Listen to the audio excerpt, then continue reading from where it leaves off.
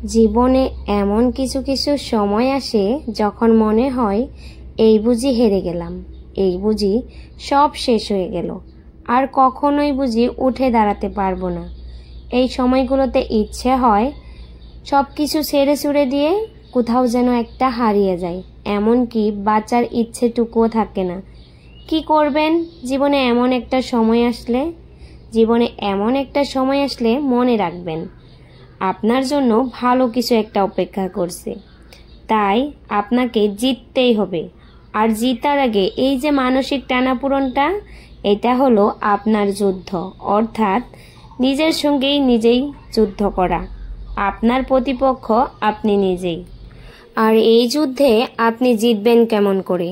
মনে রাখবেন, এই সময়ে মাথায় আসা উটকো ভাবনাগুলোকে কোনোভাবেই প্রশ্রয় দেবেন না, কারণ প্রশ্রয় দিলে যে কেউই মাথায় চড়ে নাচতে চায়। যেখানে সব কিছু শেষ হয়ে যায় সেখান থেকেই নতুন কিছু শুরু হয়।